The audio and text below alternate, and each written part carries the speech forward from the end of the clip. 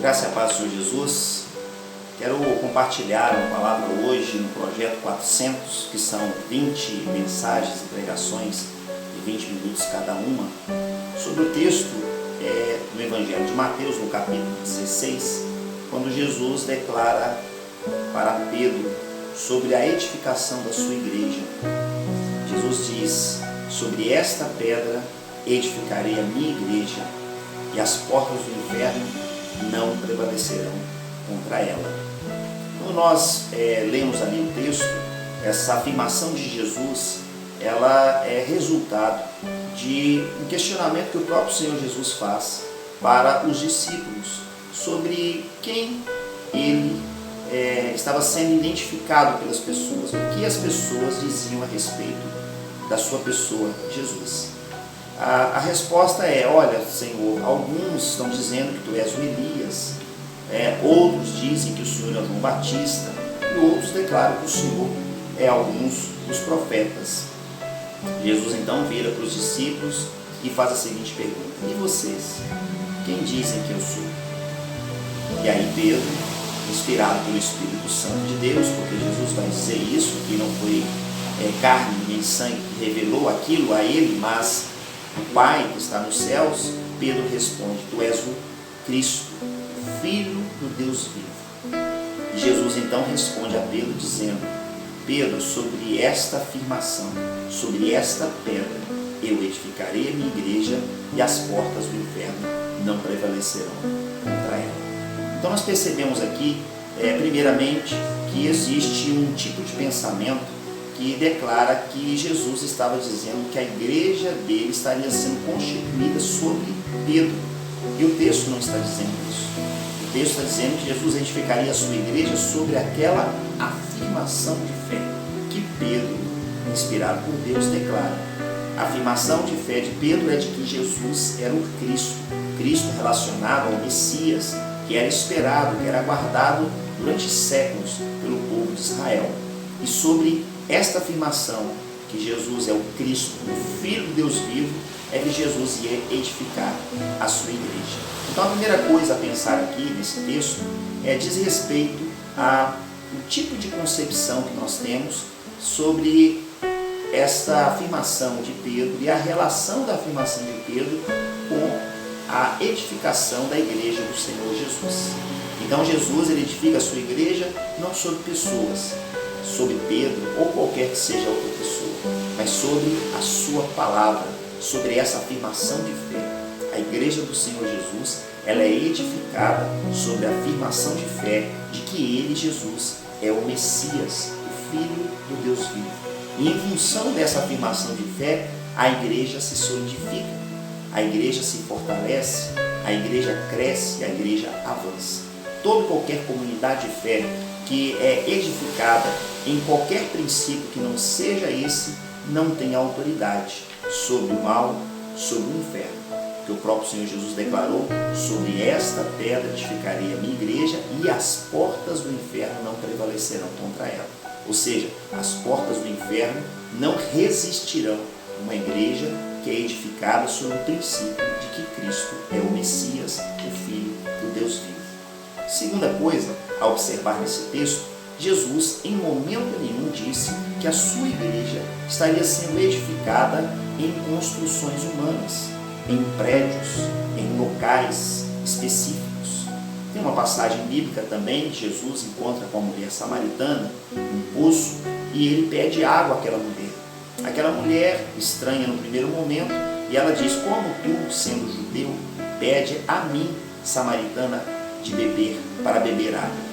E Jesus então começa ali um diálogo com ela, se apresentando como aquele que faz jorrar no coração do ser humano fontes de águas vivas, dizendo: olha, se você pedir a mim, eu darei a você para que flua no seu interior rios de águas vivas. E aquela mulher fica impactada com essa mensagem, com a palavra de Jesus, e fica assim tremendamente abençoada por Deus, porque percebe em Jesus um profeta e a forma como Jesus se pronuncia a ela. Ela fica maravilhada com aquilo.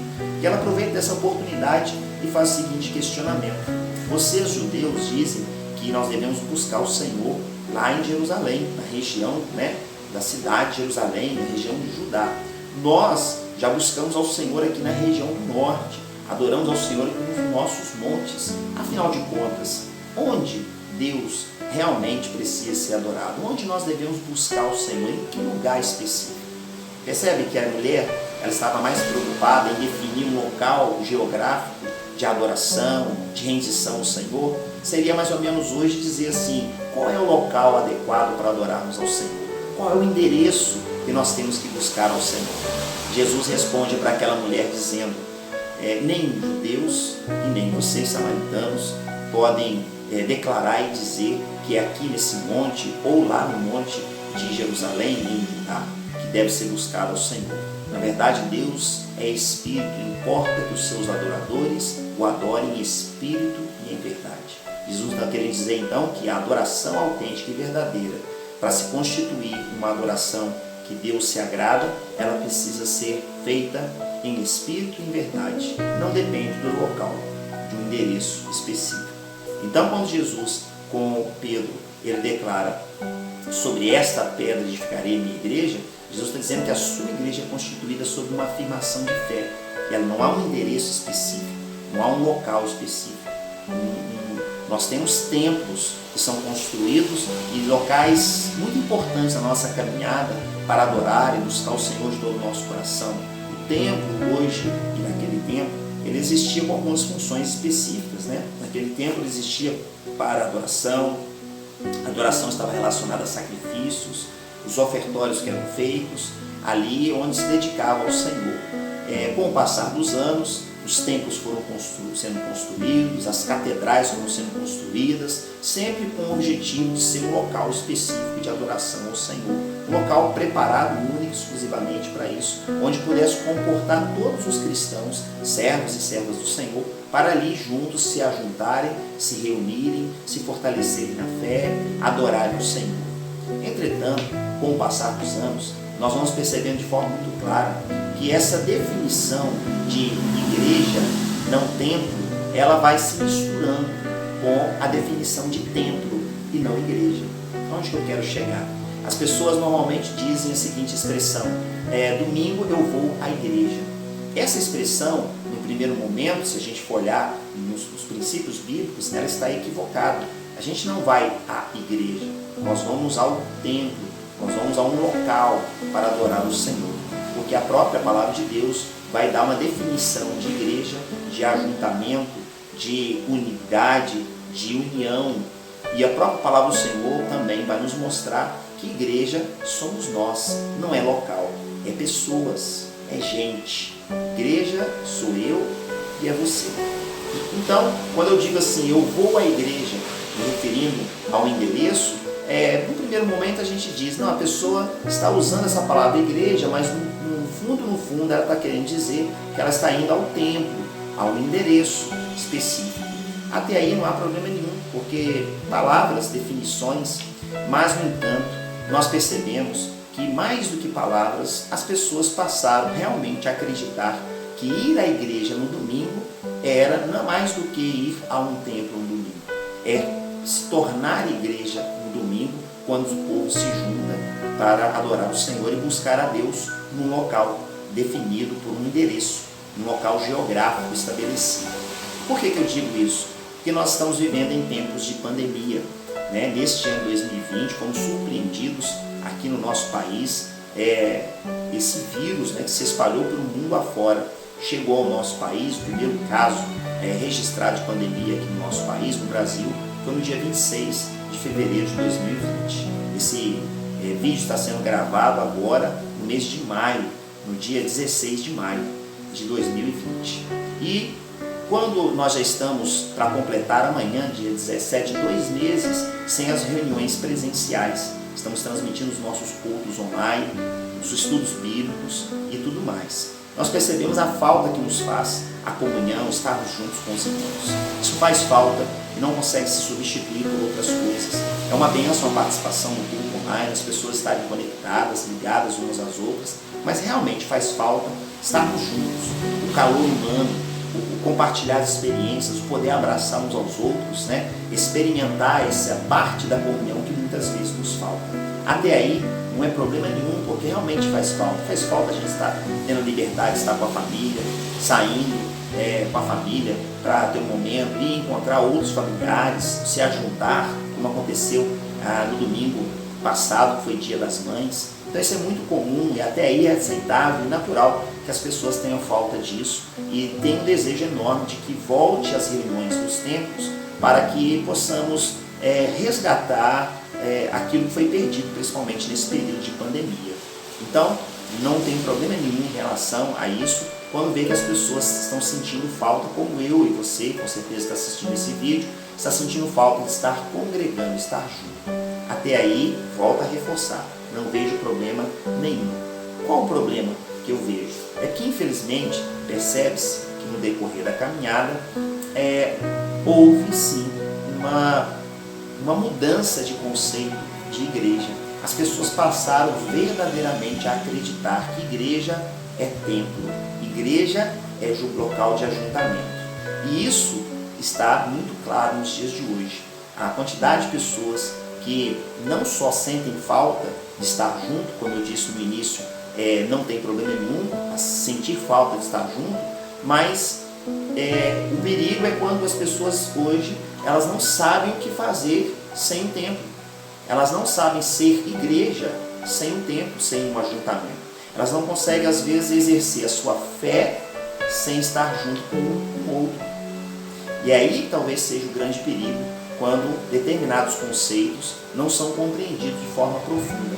Quando nós criamos os nossos próprios conceitos que divergem dos princípios bíblicos e automaticamente tudo aquilo que nós fazemos na nossa vida que diverge do princípio bíblico não vai prosperar. Dificilmente consegue se solidificar algo que não se tem embasamento na própria palavra de Deus. Então, quando Jesus diz que ele edificaria a sua igreja, ele não está dizendo que ele construiria templos espalhados e ali naquele templo é que ele cumpriria a sua vontade. Não. O templo ele é extremamente importante, ele traz uma motivação maior, alimenta o nosso coração, temos a oportunidade de nos ajuntar, de nos fortalecer em serviço, de servir a Deus, de ofertar ao Senhor, de entregar não só os dízimos, ofertas, mas entregar os dons e talentos e a partir do templo poder exercer a missão de Deus, que é espalhar a santidade bíblica sobre a face da terra e alcançar os corações das pessoas para se entregarem ao Senhor Jesus. Então nós percebemos, pelo menos essa é a minha percepção, que o conceito igreja relacionado a templo ficou tão marcado no coração das pessoas que nós percebemos vários cristãos nos dias de hoje totalmente perdidos em relação à sua própria fé. Não sabem transformar, por exemplo, a sua casa como local de adoração. Não sabem transformar as suas madrugadas como um tempo de busca e de intimidade com Deus vivo e poderoso. Tem dificuldades de sentar à mesa junto com os seus filhos, sua esposa, seu esposo, e orar juntos e ler a palavra de Deus e ali dedicar aquele tempo de culto a Deus, solidificar a sua fé. Tem grande dificuldade de reunir os funcionários da empresa e fazer uma oração com todos ali no início de cada semana de trabalho, dedicando aquela semana ao Senhor. Percebemos claramente que muitas pessoas têm sérias dificuldades de entender que igreja está além das quatro paredes do templo. Lamentavelmente isso tem acontecido, isso tem sido muito visível. Volto a frisar, para não ser mal compreendido.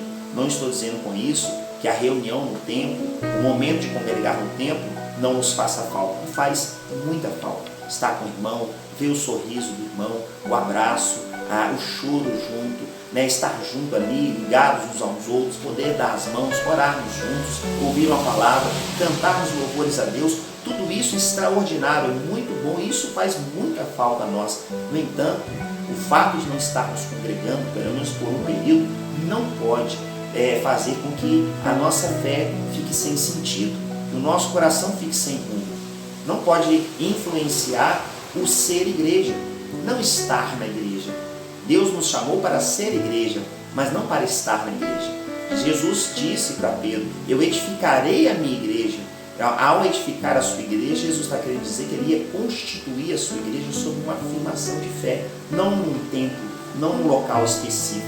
até porque o próprio templo em Israel, Jesus havia profetizado e estava profetizando naqueles dias que ele seria destruído, que seria, vamos dizer simbolicamente, a maior e melhor de todos os templos, ou o templo real e verdadeiro que existia lá em Jerusalém, né, que depois, tempos depois, se tornou ruínas, foi reconstruído e assim sucessivamente. Hoje não existe mais o templo lá em Israel, pedra sobre pedra. Então, quando Jesus declara que edificaria a sua igreja, ele está falando de algo muito mais profundo do que o endereço físico, apesar dele ser importante, apesar dele nos fazer falta. No entanto, nós temos que resgatar no nosso coração o que é ser igreja, a essência de ser igreja, viver a nossa vida baseada na afirmação de fé que Cristo é o Filho do Deus vivo. E nada pode substituir essa verdade. A minha vida está lançada sob o princípio de Jesus como Messias, como aquele que é esperado, o Salvador do mundo, como minha vida sendo vivida a partir dessa ótica. E a partir dessa ótica que Jesus é o Cristo, Filho do Deus vivo, eu viver os meus relacionamentos com a minha família, com as pessoas próximas a mim, com aqueles que eu tenho contato diariamente, e ver que a minha fé influencia, inclusive, a caminhada daqueles que estão à minha volta. Resgatar esses princípios são extremamente importantes. Mais do que uma definição, dizer domingo eu vou à igreja, é entender que no domingo eu vou ao templo adorar ao Senhor, buscar ao Senhor, porque 24 horas do dia, igreja sou eu. Estou ligado em Cristo Jesus. Minha vida está firmada na pedra angular. A pedra, como diz o Senhor Jesus, que foi rejeitada por muitos, ela é a sustento para a minha vida, porque essa pedra é o próprio Senhor Jesus, que é o Filho do Deus vivo, a quem nós temos que declarar honra, glória, força e majestade. Portanto, meu amado irmão, você que estiver assistindo esse vídeo agora, seja agora nesse período de pandemia ou anos depois, esse vídeo vai estar postado aí na internet, faça profundamente uma reflexão no seu coração. Quem é a igreja para você? Sou eu? Você? Como nós temos lidado, como nós devemos lidar com essa missão extraordinária que Deus lança sobre o nosso coração, que é edificar em nós a igreja autêntica e verdadeira do Senhor Jesus no nosso coração, a partir de uma afirmação de fé, a partir da palavra de Deus, que Jesus é o Cristo, o Filho do Deus vivo. Vivenciar essa experiência ultrapassa o endereço. Vai longe. Significa que eu não preciso congregar? Não. O próprio apóstolo Paulo faz uma orientação, uma advertência dizendo o seguinte: não deixeis de congregar, como é costume de alguns. É óbvio que eu tenho que valorizar o tempo de congregação, o tempo de estar reunido, o tempo de estar junto na palavra de Deus todos os dias, o tempo de poder estar orando uns pelos outros como irmãos em Cristo.